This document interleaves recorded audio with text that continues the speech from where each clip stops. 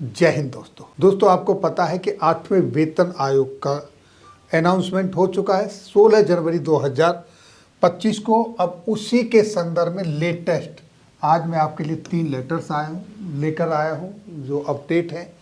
और जैसा कि आप सभी जानते हो, पहले वेतन आयोग में 55 रुपये, दूसरे में 80 रुपये, तीसरे में 185 रुपये जो मिनिमम सैलरी थी, और इसी तरीके से 7वें वेतन आयोग में ये आपकी 18,000 थी। तो अब 8वें में क्या रिकमेंडेशन होगा, इसी की सारी कवायद चल रही है। और अब इसमें पैनल का गठन तो अभी तक नहीं हुआ है, लेकिन कार्यवाही चल रही है। जो संगठन कर रहे हैं अपने अपने लेवल पर, वो अब सरकारी तंत्र भी इसमें कार्रवाई में लगा हुआ है। जैसा आप सब जानते हैं, DOPD की तरफ से भी इस पर टर्म्स ऑफ रेफरेंस के लिए लेटर जारी किया जा चुका है। आज मैं आपके लिए लेकर आया हूं 3 लेटर, जो कि पहला लेटर है 7 मार्च 2025 का, और दूसरा 10 मार्च 2025 का, और तीसरा लेटर है 14 मार्च 2025 का।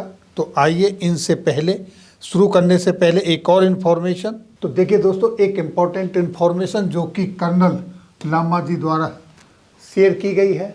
एक सुप्रीम कोर्ट की एडवोकेट हैं मैडम हरिंदर कौर बरार जी, जो कि हमारे एक लेट स्वर्गीय ब्रिगेडियर बलदेव सिंह की बेटी है, और वो सुप्रीम कोर्ट में प्रैक्टिस करती हैं। वो अपने जितने भी डिफेंस पर्सनल हैं, यानी वेटरन्स और डिफेंस पर्सनल की विडोज हैं, उनके लिए वो फ्री ऑफ कॉस्ट कंसल्टेशन देती हैं। कोई भी अगर आपका मैटर है कोर्ट से संबंधित, तो आप उनसे कंसल्ट कर सकते हैं फ्री ऑफ कॉस्ट, बिना किसी हिचकिचाहट के।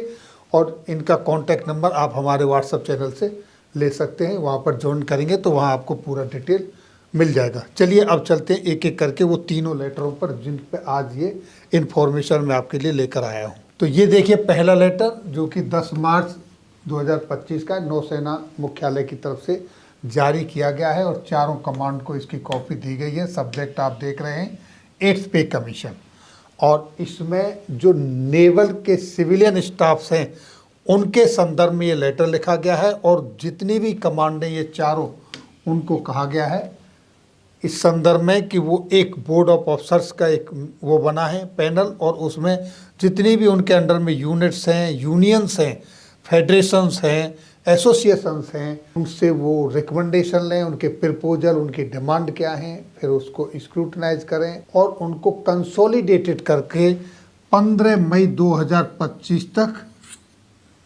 हमारे पास भेज दें। तो ये लेटर नौसेना मुख्यालय की तरफ से है। अब देखते हैं दूसरा letter.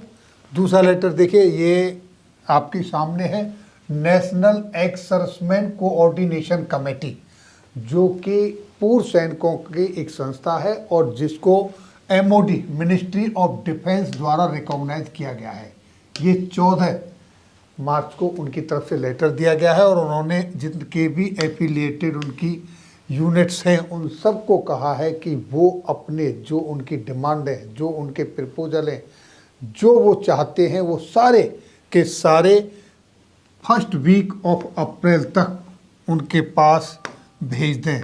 First week of April तक, ताकि एक कम्प्रिहेंसिव ड्राफ्ट बनाकर जो भी इम्पोर्टेंट एंड जेन्युइन उनके पॉइंट्स हैं उनको आगे वेतन आयोग के पैनल के समकक्ष उनको रखा जा सके। अब देखिए तीसरा letter confederation of central government employ workers की तरफ से है, जो कि 7 मार्च 2025 को जारी हुआ है, जिसके मुताबिक इनकी जो चार्टर ऑफ डिमांड्स हैं वो किस तरीके से। पहली देखिए, इमीडिएट सेटअप ऑफ पे कमीशन, 8वें पे कमीशन का जो पैनल है उसको जल्दी से जल्दी सेटअप किया जाए। दूसरा, scrap NPS UPS national pension scheme और यूनिफाइड पेंशन स्कीम, इन दोनों को बंद किया जाए, और ओल्ड पेंशन स्कीम को रिस्टोर किया जाए। ये उनका दूसरा चार्टर ऑफ डिमांड में है। तीसरा, रिलीज ऑफ 18 मंथ DR, जो 18 महीने का महंगाई भत्ता रोका हुआ कोविड के टाइम का, उसको रिलीज किया जाए।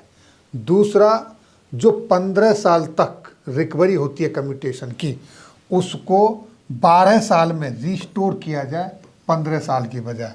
नेक्स्ट, 5% जो सीलिंग इम्पोज की गई है ऑन कंपैशनेट ग्राउंड पर उसको रिमूव किया जाए। उसके बाद नेक्स्ट पॉइंट, जितनी भी पोस्ट वैकेंट हैं गवर्नमेंट डिपार्टमेंट में किसी भी कैडर की, उनको फिलअप किया जाए। और जो आउटसोर्सिंग और कॉर्पोरेटाइजेशन हो रहा है गवर्नमेंट डिपार्टमेंट में, उसको बंद किया जाए।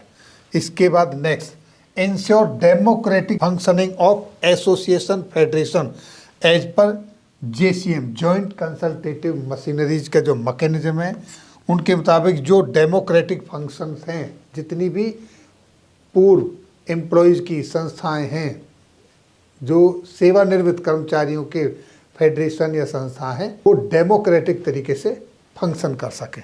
इसी पॉइंट में देखिए A, grant recognition of association अब्लिक फेडरेशन विच आर पेंडिंग, जितनी भी एसोसिएशंस हैं, फेडरेशन हैं, जिनके रिकॉग्निशन पेंडिंग्स हैं, उनको रिकॉग्नाइज किया जाए। और इसी में जितने भी सर्विस एसोसिएशन और फेडरेशंस हैं, उनके ऊपर जो रूल 15(1) का C लगा हुआ है, उसको स्टॉप किया जाए, उसको रोका जाए। और सातवां, जितने भी कैजुअल लेबर हैं, कॉन्ट्रेक्चुअल लेबर हैं, GDS एम्प्लॉयज़ हैं, उन सबको रेगुलराइज किया जाए और सेंट्रल गवर्नमेंट एम्प्लॉयज़ के इक्वल स्टेटस दिया जाए।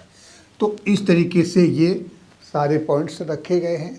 अब यहाँ पर सेंट्रल गवर्नमेंट की तरफ से अभी तक पैनल का गठन नहीं किया गया है, लेकिन 8वें वेतन आयोग पर अपने अपने स्तर पर चारों तरफ से काम चल रहा है। इस तरीके से और भी संस्थाओं के लेटर्स लिखे जा रहे हैं, लोग अपने अपने ड्राफ्ट तैयार कर रहे हैं कि कहाँ क्या इस बार डिमांड रखनी है, कौन सी डिमांड हमारी छूट गई।